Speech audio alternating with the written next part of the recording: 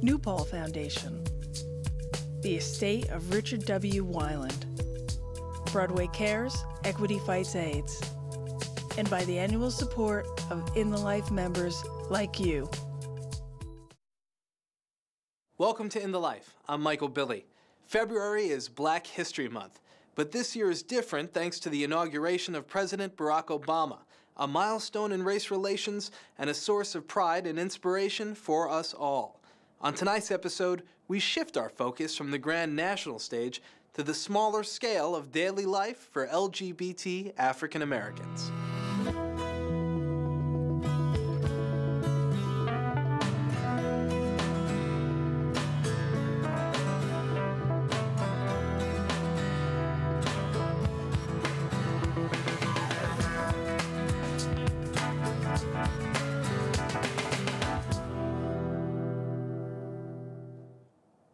In 1990, the film Paris is Burning documented the flair and cultural importance of the gay ball scene and the African American and Hispanic LGBT people who thrive in it.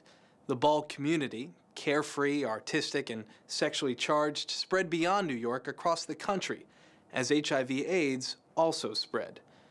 New Jersey rates 5th in the nation for overall cases of HIV/AIDS. Facing the music, individuals and organizations in Newark have responded by targeting the ball community. Houses like the House of Jordan have become active in promoting HIV awareness as well as testing for HIV at their events. Tonight we examine one of those events, the Enchanted Ball, to see how activism and artistry come together in the latest incarnation of the ball movement we call Ballroom 2.0. About ballroom tonight, it's really about being aware, protecting yourself. Make a promise. These bands represent the promise. Take an HIV test. This is a ball where people come and have fun. Ballroom has gone all the way back since the 1800s, and the late 1800s to the 1900s. And they used to have balls in the 1930s during the Depression era called the Beaux Arts balls. There was people that were poor, there was people that were rich, and they would all go to these balls. The ball scene peaked in the 80s, and with the release of Madonna's hit single Vogue in 1990, the scene found a mainstream audience.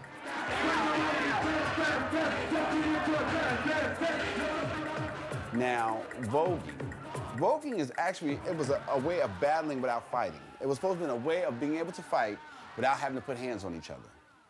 And that's what that was about. You were supposed to be able to shut somebody up if you could work your hands and do a step that they couldn't do and make the crowd go up, much like breakdancing.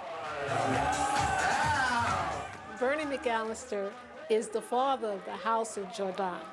He used to actually walk balls, but he saw his role as a father as an opportunity to begin to bring HIV prevention and education, as well as, helping young people to take a different road in their lives. A study conducted in 5 U.S. cities found that 46% of black men who have sex with men, or MSMs, were infected with the HIV virus. This increase in HIV strongly points to the need for prevention and education targeting black communities. One of the things the ballroom scene has done is taken on this initiative, this sort of button campaign around making people aware of the status. I am astonished that all of us are out here on a Wednesday night for a mini ball on a Wednesday, and just how fierce those runways were tearing it up. The Enchanted Ball is an event that we put on early in the spring of 2008, and it was an unbelievable opportunity for us to partner with another organization. Essentially what happened was Gmhc decided to partner with Pocc, People of Color in Crisis, and the two of us came together because we have a history of working with the house and ball community, and so it was very important that we show a united front and that we were really about the work. Now we're looking at how do we begin to get testing into venues that are not considered what you would call your traditional venues, but places where particularly young people go, which may be in the evening or early morning, such as bars, such as social venues, as well as maybe just cultural events. And don't forget that there's an HIV testing going downstairs for free with a $20 incentive. If I tap you on the shoulder, that means you must. When we go into a venue like a bar, a gay bar, and instead of just having outreach workers hand out palm cards, we actually look to change the structure of the venue. So we might have messages in cocktail napkins, we might have condom bowls or condom dispensers in the venues, we'll have PSAs that are playing above head and on flat screen TVs at the venue. And these things begin to actually structurally change the environment in a way that encourages people to have dialogue. The campaign tonight is make promises. It's like I promised myself that every time I engage in sexual activity, that I'm going to be saved. And we want everybody to make promises to one another. Well, there's a promise for you to stay healthy, a promise for you to stop smoking, a promise for you to stay off drugs, a promise for you to stop drinking, a promise to take care of yourself and friends, and a promise to do no one harm. I think we should all make a promise to ourselves, no matter what it is. It's not just going to a ball per se. It's going to a ball, you know, they check on your health. You know, they're providing a lot of services, good services, checking on a lot of the people that are displaced from families and whatnot, and actually making it a real good thing. Newark, New Jersey has become the epicenter of a new movement among the ball community to coordinate and implement HIV awareness in the houses themselves. When we look at the houses in the ball community, it's really a very interesting social phenomenon.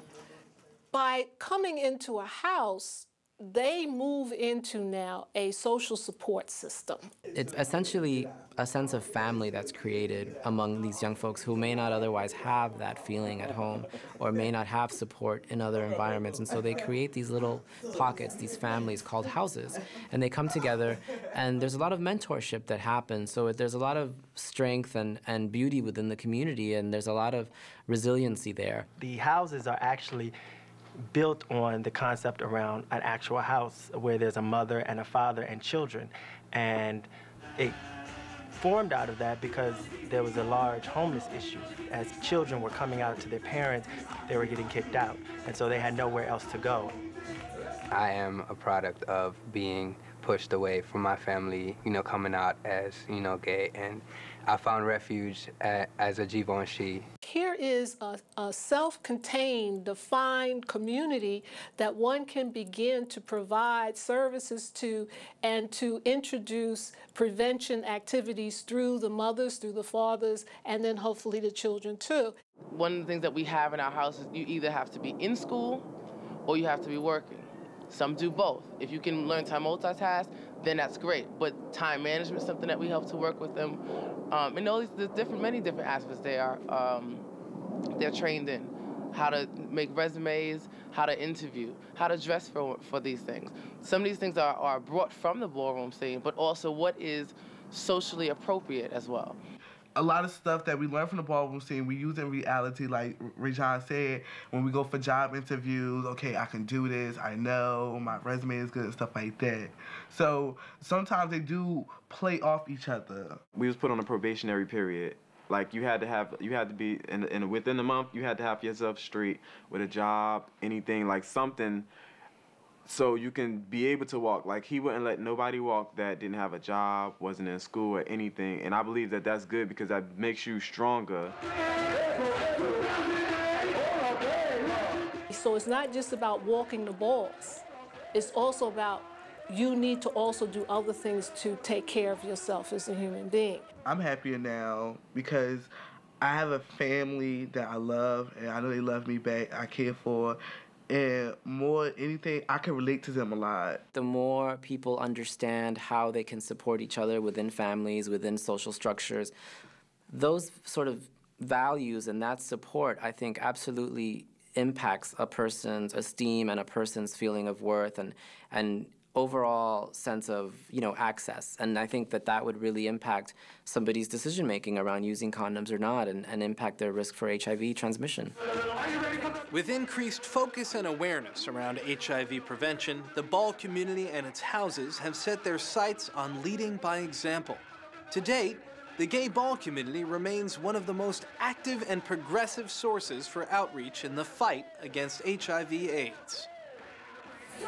From your left to your right, they're mine. All my babies on their way to college, some getting back in school, some of them reaching the top of the ballroom scene. They're all mine in the house of Jordan. We let the young people run their ball. They competed for their categories. All the houses came. And it was really a great way for us to get young people tested. We tested a lot of people at that event for HIV.